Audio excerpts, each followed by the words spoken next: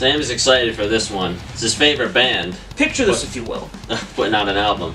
3 years ago. I want to say it was 3 years ago now. Yeah. One of my first appearances on the Review Realm was the guest appearance when Dream Theater's Astonishing album came out, the 13th album. Mm-hmm. Good album, decent album. Over time, it hasn't aged as well as we all wanted it to. There are some good songs on it, but there's a lot of people who don't really care for the Astonishing as much as some others do. Fast forward now to 2019. 3 years later, you got the 14th album from Dream Theater, Distance Over Time. This is my favorite band.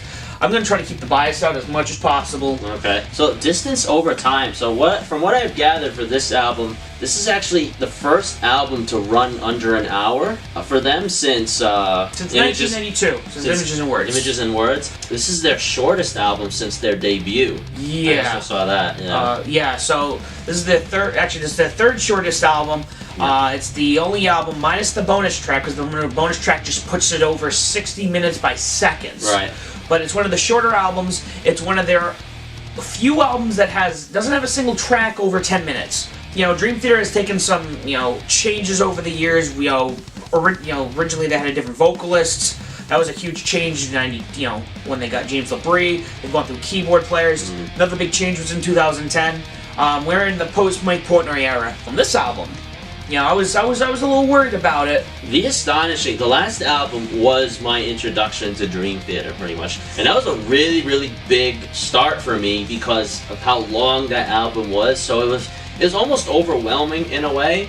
I mean, I did like what they did on the album. I get that the reason it was long was because there was a concept behind it. They were trying to tell a story. Distance Over Time, the first time I glanced at the album cover, I had wondered to myself, is this a continuation of what they were telling in The Astonishing? Because you see that robot hand holding up a skull, and I thought maybe this is after this dystopian future. I guess that's not the case. That's just what I had thought, the first time I glanced at That's interesting. the artwork. I didn't even think about that. Yeah. The first three songs on the album are the singles, and with Untethered Angel, I was like, wow, this is already more aggressive than the last album right off the bat. It sounds like Dream Theater off the bat. It sounds like classic, good old Dream Theater. Yeah, it was definitely heavier.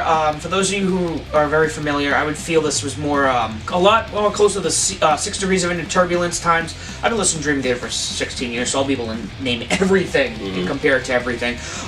The biggest problem with this track, I think it was very solid. I love the way it's built up. I love the way the song is structured. The lyrics, I think, are a little weak on this one. A little cheesy at times.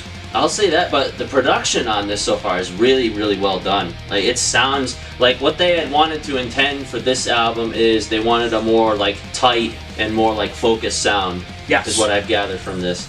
They actually went away to a cabin in, I think, upstate New York, and they recorded this. John Petrucci produced this. He's been producing it almost 20 years.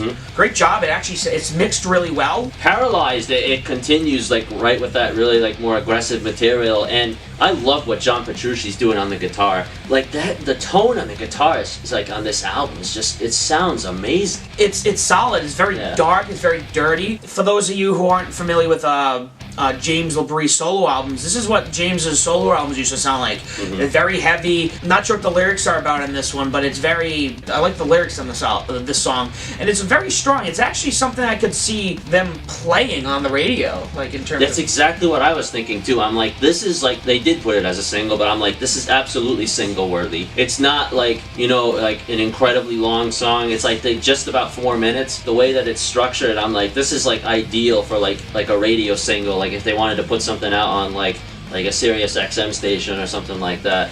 Yeah, this might be one of my favorite tracks on the album. Mine too. Then we go into Falling Into Light, which was the second single. You remember my exact words too when I first heard this song? I wonder if it's the same thing I'm thinking. Fall Into Light, I got a big Megadeth vibe.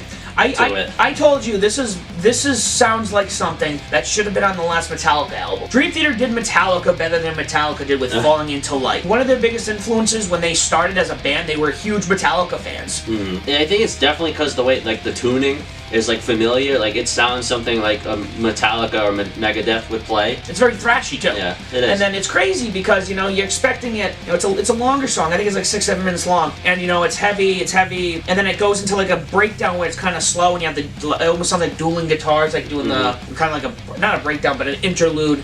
and then it goes into a keyboard solo. Not even a guitar solo. Straight nasty keyboard solo from Jordan Rudess. Barstool Warrior. This is one track that kind of takes you all over the place, really, in a good way. By this point in the album, because the first 3 songs were the singles, when I picked up the album this week, I went from right under this track, because I heard the other one several thousand times. This kind of reminds me almost like Rush during the Moving Pictures era. Yeah. You know, another band that they were heavily influenced on. I feel like Dream Theater stepped back and made their music shorter, but still didn't, like, hold back in terms of their songwriting. Kind of like what Rush did with Moving Pictures. And I think Barstool Warrior is a great example of this. Room 137, I love when this album gets heavy. I like the heaviness of this song. Lyrically, so this is Mike Mangini's first lyrical contribution to Dream Theater.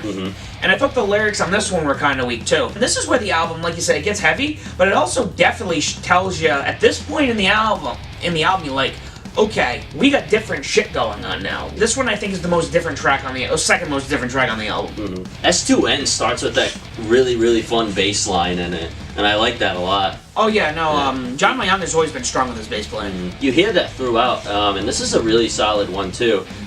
I thought it was funny at one point. I don't know if you heard it, but at one point, all you hear is "wow." Yes, I was actually, I had to watch a couple. I was like, Owen Wilson made his contributions to this album. They actually pointed that out in an interview, and John Petrucci would not confirm nor deny if that was Owen Wilson. Like, he literally would not confirm nor deny. Keep the mystery behind it. That's pretty funny. At Wit's End, this is the longest song on the album, and from my understanding, this is the first song that they wrote for this album. Yeah, this is where you just hear Dream Theater at their finest. Not a lot of lyrics on this one, but again, the song is structured well. Jordan Rudess keyboard playing on this whole album, and this track included, was just outstanding. Some of his finest work, I think. You know, with how much is going on in these songs, like, you know, not that I don't enjoy it, but sometimes it's like a lot for me to handle. Like, if you're not like the most familiar person with progressive music like I am, like he's like the guru of that genre. But yeah, sometimes for me it's like it's a little bit overwhelming. But I mean, I am enjoying what I'm hearing. Yeah, Dream Theater is one of those bands that really taught me at a young age where when you listen to something and it's different, you know, just to break things down and be able to listen to everything, you know, I'm going to listen to the guitar and focus on that, you can listen to the bass. That's another thing I think Dream Theater is great at, was when you can easily isolate the tracks, you know, everything that everyone is doing, and kind of focus on one thing in particular. Yeah. Out of Reach, this is again, Dream Theater's never been afraid to write ballads. Yes, the ballad of the album. This is what I was actually like really, really anticipating to hear was a song like this, especially after what I heard on The Astonishing. I'm like, I want to hear more of this. Yeah, Dream Theater's always never been afraid of ballads. They've always done what they've wanted to do. And by this point in the album, if you haven't noticed, Dream Theater, they do what they do.